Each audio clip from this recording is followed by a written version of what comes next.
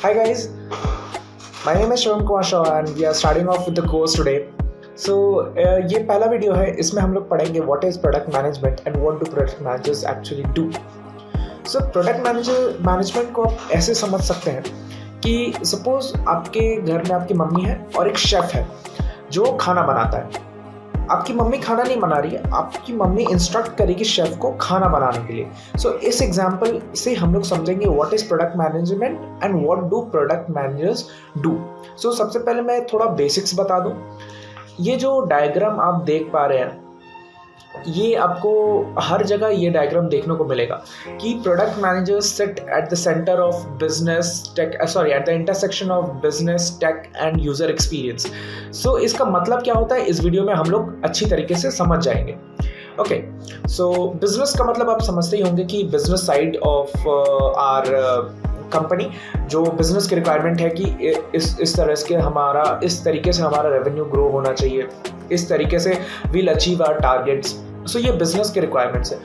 Take की requirements क्या है कि हमारे पास इतना ही बैंडविड्थ है, हमारे पास इतने रिसोर्सेज है, इतने कोडर्स हैं जो बैठ के डेवलपमेंट कर रहे हैं. ये टेक का साइड हो गया. यूएक्स क्या है? UX stands for user experience. User experience मतलब कि मैं अगर एक ऐप को यूज़ कर रहा हूँ तो how is my experience with that app, कि मैं अच्छे से इंटरैक्ट कर पा रहा हूँ कि नहीं, जो ऐप मुझे कन्वे करना चाह रहा है वो मैं समझ पा रहा हूँ कि नहीं, और मुझे कितनी डिफ़िकल्टी हो रही है एक चीज़ को विद इन अ ऐप करने में. So this is user experience. तो एक प्रोडक्ट मैनेजर को हर चीज़ का ध्यान रखना पड़ता है, बिजनेस साइड का भी, टेक साइड का भी और यूज़र एक्सपीरियंस साइड का भी, ताकि वो एक ऐसा प्रोडक्ट डिलीवर कर पाए जो कि मार्केट में बेस्ट हो. सो ये भी आप सुनेंगे काफ़ी जगह कि product manager is a advocate for the user, कि यूज़र को जो चाहिए वो प्रोडक्ट मैनेजर बताता है. प्रोडक्ट मैनेजर को पता होना चाहिए कि एक्चुअली में what is the demand in the market, और मार्केट में जो हमारे यूज़र होने वाले हैं उन्हें क्या चाहिए. सो अब स्टार्ट करते हैं what are the roles of a product manager. So जैसे कि मैंने एक एग्जांपल आपको बताया था कि सपोज आपके घर में आपकी मम्मी है और एक शेफ़ है. शेफ़ खाना बनाएगा, आपकी मम्मी इंस्ट्रक्ट करेगी कि क्या बनाना है. जो सब खाना बनाने के पहले जानना पड़ेगा कि मार्केट में क्या क्या चीज़ें अवेलेबल है और मेरे नेबर्स के घर में क्या बन रहा है. सपोज मेरे नेबर्स के घर में आज संडे है, मेरे नेबर्स के घर में अच्छा कुछ डिश बन रही है, बाकी सबके घर में अच्छी अच्छी डिश बन रही है, तो मैं भी कोशिश करूंगा कि मेरे भी घर में अच्छी डिश बने. तो आपकी मम्मी क्या करेगी? आपकी मम्मी हो सकती, this is a hypothetical example, just for sake of understanding I am giving this example. आपकी मम्मी पूछ सकती है कि नेबर से आज आपके घर में क्या बन रहा है, आपके घर में क्या बन रहा है, एंड जाके देख सकती है, अपने दोस्तों से बात कर सकती है.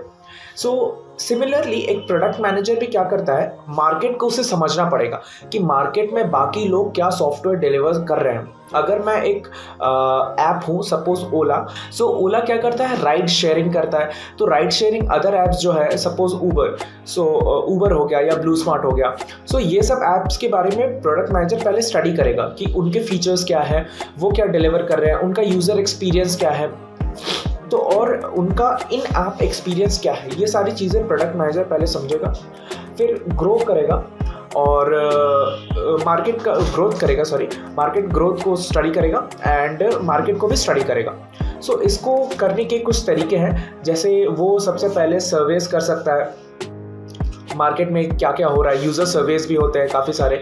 यूज़र के इंटरव्यूज़ ले सकता है, इंटरव्यूज़ लेके पता कर सकता है कि एक यूज़र को एक्चुअली चाहिए क्या, एंड देन वो डेटा के मदद से भी समझ सकता है कि अगर डेटा बता रहा है कि एक यूज़र है वो इस तरफ इन्फ्लुएंस्ड है कि उसे इस तरीके का ही ऐप चाहिए. अगर वो डेटा से पता लगा पा रहा है कि इस बटन पे ज़्यादा क्लिक आ रहे हैं, इस बटन पे कम क्लिक आ रहे हैं, यूज़र इतना टाइम इस पेज पे स्क्रॉल कर रहा है, तो उस हिसाब से उस ऐप को, उस वेबसाइट को वो डिज़ाइन कर पाएगा.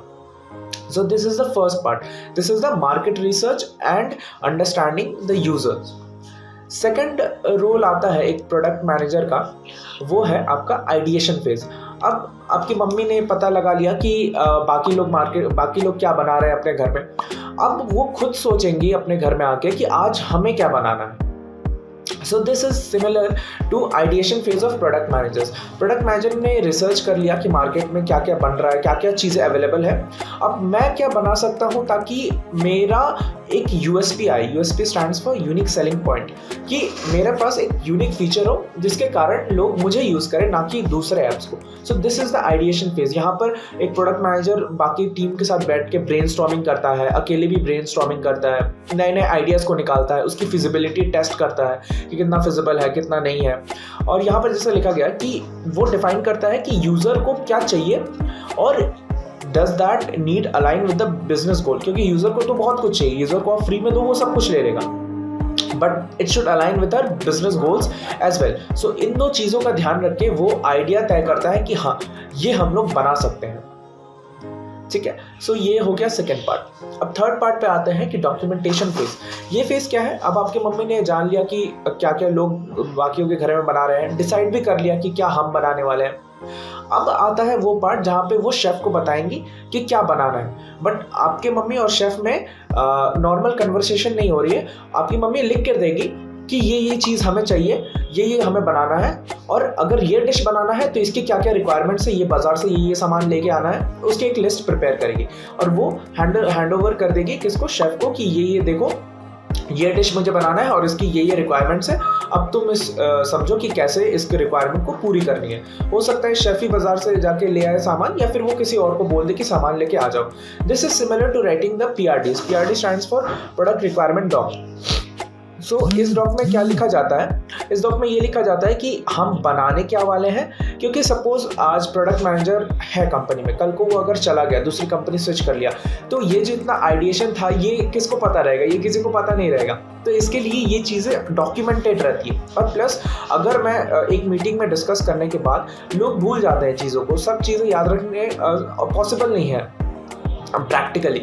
सो क्या होता है कि एक डॉक में सारी चीज़ें लिखी रहती हैं कि ये फीचर्स हमारे ऐप में रहेंगी और ये मेरी रिक्वायरमेंट रहेगी, टेक टीम का इतना बैंडविड्थ चाहिए, इसका इतना बैंडविड्थ चाहिए, ये करना है हमें। ये सारी चीज़ें एक PRD में अच्छी तरीके से लिखी रहती है। अब शेफ को भी पता चल गया क्या बनाना है। अब असली खाना बनाने का समय स्टार्ट होता है। This is the development phase, जहाँ पर टेक टीम बैठ के डेवलपमेंट कर रही होती है, यहाँ पर कोडिंग चल रही होती है।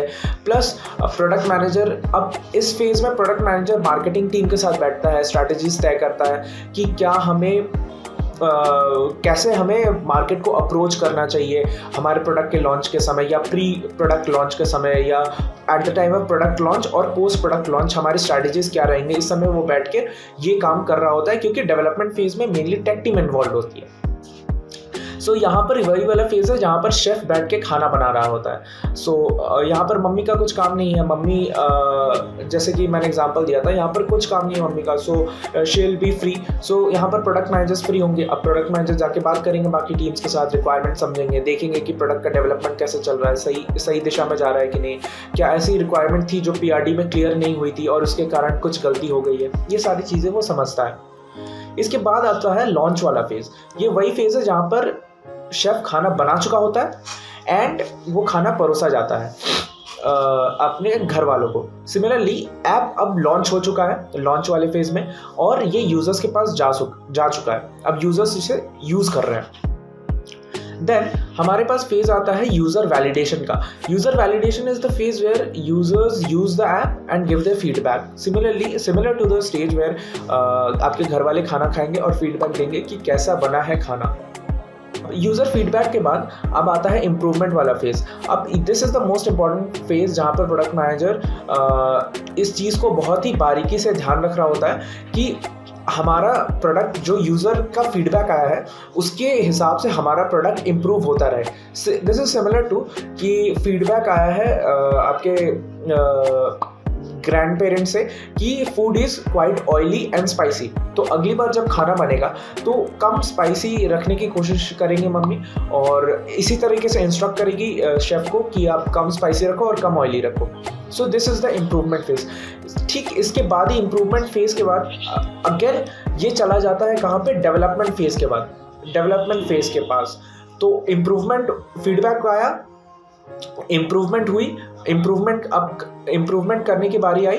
जैसे यहाँ पर यूज़र वैलिडेशन हुआ, यहाँ पर फीडबैक आया और यहाँ पर अब इम्प्रूवमेंट करना है। तो इम्प्रूवमेंट के लिए again this will go to development phase, development से अगेन लॉन्च होगा प्रोडक्ट, फिर यूज़र वैलिडेशन होगा और इसी तरह process again it will start improvement का। So this cycle continue. So ये था gist of what product managers do और मैंने आपको इसे एक एग्जांपल के साथ समझा दिया। सो एक बार आप कंप्लीट पिक्चर अगर देखेंगे तो आपको समझ में आ जाएगा। So this is the phase, this is the place from where we started understanding the user and the market, then we went to the ideation phase, then idea मिल गया, फिर हमने उसे डॉक्यूमेंट कर दिया, फिर डॉक्यूमेंट करने के बाद रियल ये साइकिल स्टार्ट होता है कि डेवलपमेंट होगा, लॉन्च होगा, यूज़र वैलिडेशन होगा, इम्प्रूवमेंट होगा। तो ऐसे साइकिल कंटिन्यू पूरा होते रहता है। So this was in just कि प्रोडक्ट मैनेजर मैनेजमेंट क्या है। So in this course I am trying to give my best कि मैं जैसे समझा था प्रोडक्ट मैनेजमेंट को वैसे ही आप समझे। और मैं अगर इस कोर्स में आपको कुछ भी समझ में नहीं आ रहा है, कुछ भी प्रॉब्लम आ रहा है तो do comment, I will reply, I will definitely reply और I will try to give my best, you also try to give your best to follow this course. और गेस्टिमेट्स, पजल्स और प्रोडक्ट केसेस, जैसे कि मैंने कहा था intro video में कि ये चीज़ें मस्ट है और ये हम प्रैक्टिस करते रहेंगे। सो इसके वीडियोज़ आते रहेंगे और इसे आप ध्यान से फॉलो करना। Okay, till then good bye, see you.